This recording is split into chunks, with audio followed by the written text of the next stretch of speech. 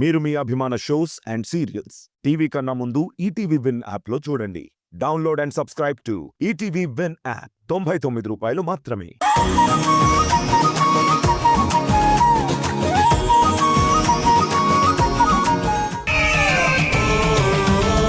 రాధ కుటుంబాన్ని నా కుటుంబంగా మార్చుకున్నాకే నిన్ను కూడా నా వాణ్ణి చేసుకుంటాను.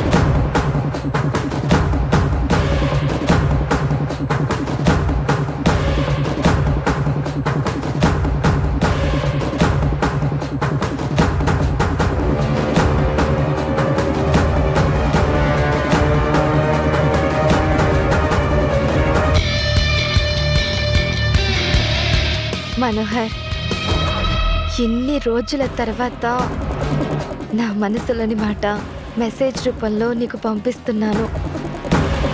దీన్ని నువ్వు యాక్సెప్ట్ చేసినా చెయ్యలేకపోయినా నిన్ను మాత్రం వదిలిపెడతాననుకోకు.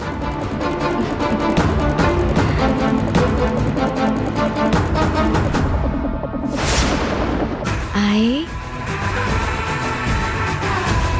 Love you.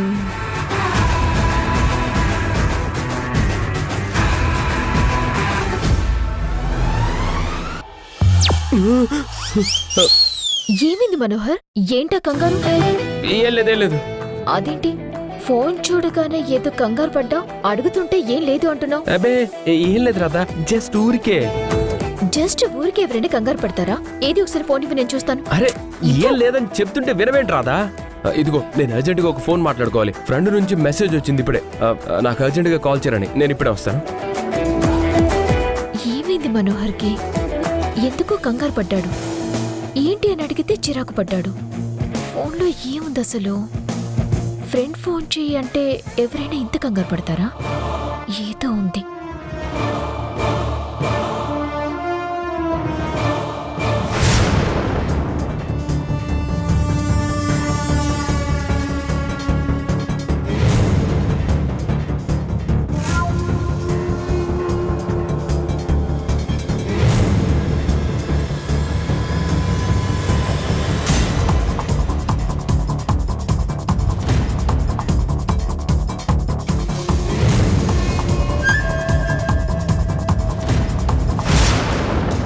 అయినా నేనేదో రాధ మనసులో ఉన్న విషయం చెప్పు అంటే నాకెవరో ఐ లవ్ యూ అని message పెట్టారేంటి?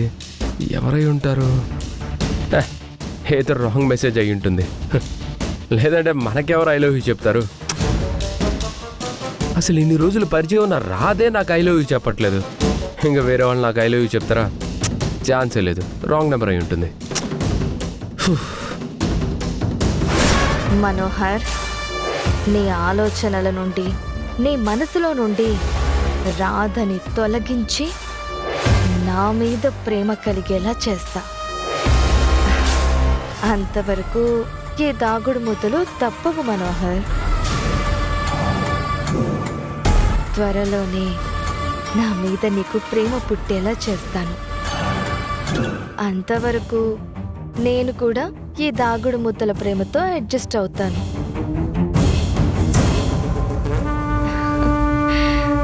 I love you Manohar.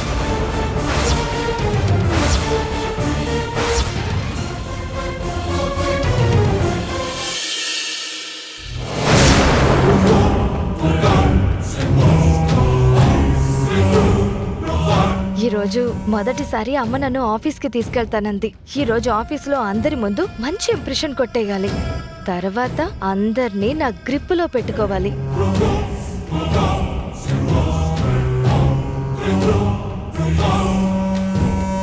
అమ్మ గాయత్రి, ఏంటి బాబాయ్ ఇలా వచ్చారు? ఏమన్నా మాట్లాడాలా? ఆ, ఏం లేదు గాయత్రి, చిన్న పనుండి వచ్చాను. రాధ కూడా ఇంట్లోంచి వెళ్ళిపోయింది కదా, మనకి ఇంకే సమస్య లేదు. ఇక ముందుండి మా సమస్య అంతా నువ్వే కదమ్మా చూసుకోవాలి. పైగా ఆ రాధ బ్యాగ్ని బయటికి ఇసిరేసిందే నేను. అలాంటిది నాకు నువ్వే కదమ్మా సాయం చేయాల్సింది.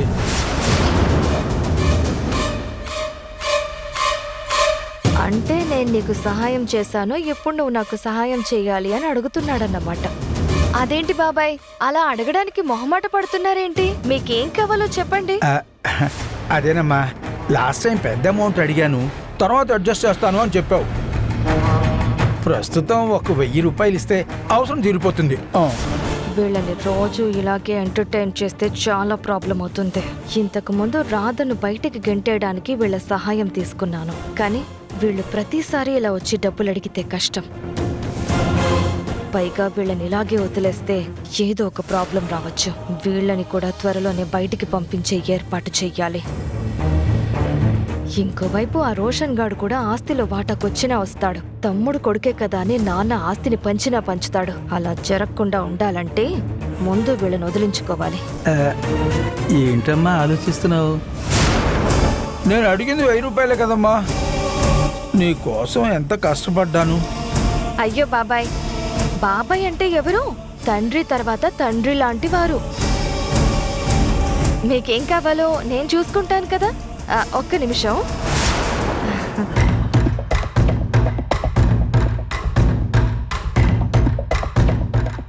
బాబాయ్, మీరు నన్ను 1000 రూపాయలు అడిగారు, కానీ ప్రస్తుతం నా దగ్గర 500 ఉన్నాయి. ఇవి తీసుకోండి, మిగతావి నేను తర్వాత ఇస్తాను. అలాగేనమ్మా, థ్యాంక్ యూ. గాయత్రి, త్వరగా కిందకి రమ్మా, టైం అవుతోంది. అదిగో అమ్మ పిలుస్తోంది బాబాయ్. ఈ రోజు అమ్మ నన్ను ఆఫీస్కి తీసుకెళ్తుంది. వెళ్ళొస్తాను. ఆల్ ది బెస్ట్ అమ్మా. థ్యాంక్ యూ బాబాయ్. వస్తాను పిన్ని. మీకు అసలు ఏమైనా బుద్ధి ఉందా? అడిగితే 1,00,000 2 లక్షలు అడగాలి కానీ 1000 2000 అడుగుతారా? పైగా మీరు అడిగింది 1000, ఆవిడిచ్చింది చీప్ గా 500. ఎందుకు తీసుకున్నారు? వద్దనచ్చుగా. అంటే అడగంగానే డబ్బులు ఇచ్చేసరికి ఆనందం బట్టలకి తీసేసుకున్నాను. అయినా నాకు ఈరోజు సరిపోతాయిలే. అంత నా కర్మ. చిల్లరొద్దురా మగడా అంటే నోట్లయితే సౌండ్ రావు అన్నారట. అలా ఉంది వరుస. గాయత్రి దగ్గర నుంచి పెద్ద మొత్తంలో డబ్బు లాగడానికి ఏదైనా మాస్టర్ ప్లాన్ వెయ్యాలి.